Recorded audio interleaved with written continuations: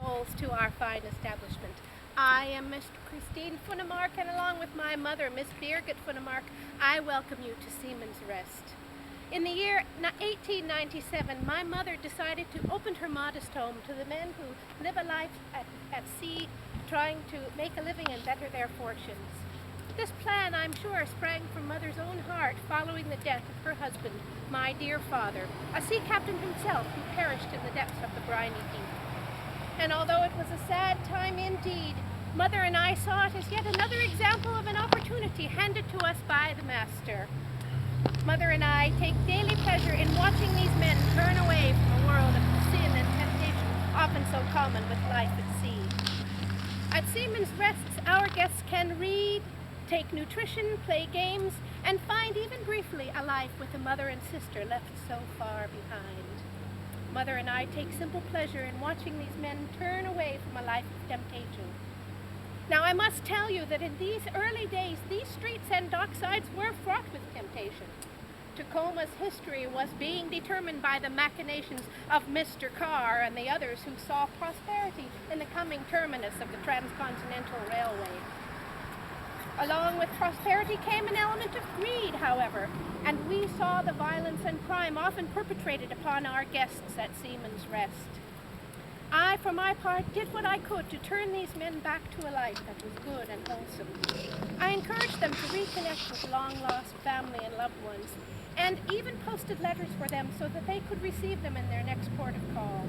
I'd like to share with you one of these letters, a portion of these letters, written to me personally by my dear friend, Captain Henry Howe, who was posted aboard the good ship Kabul as he rounded Cape Horn in the year 1900. Dear Mama and Sister, I have come to the conclusion that the best thing I could do is to keep a diligent correspondence with my dear Mama and fine sister Christine back in Tacoma. I shall attempt to write once a week to tell you of my doings and progress of the ship's incidents. This may make for dull reading, but here she goes. I suppose Tacoma has gotten over the excitement of our departure by now, and already I wish I were back in dear old Tacoma.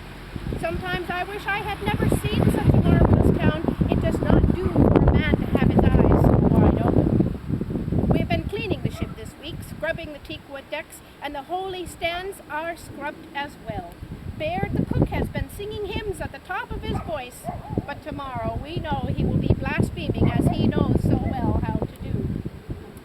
If he is a model Christian, as he says he is, preserve me from being one, for his religion is totally different than the one I have seen at your work at the Rest in Tacoma.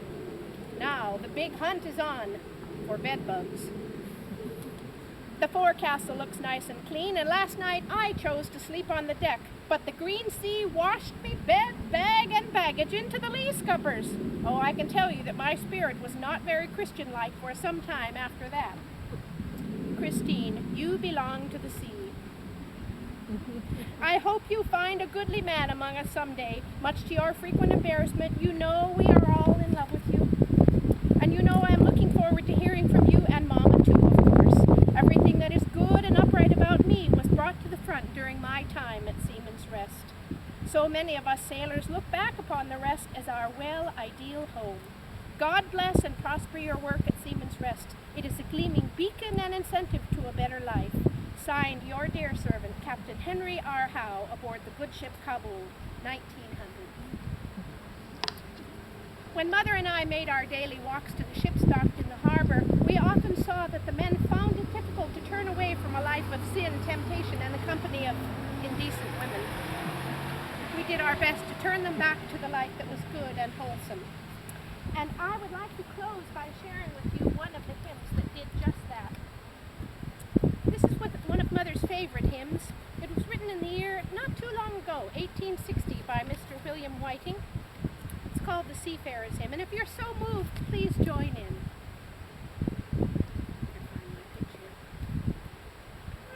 Close enough. I'm going to start on a different pitch. Eternal Father, strong to save, whose arm has bound the restless wave, who bids the mighty ocean deep its own appointed limits keep. Oh, hear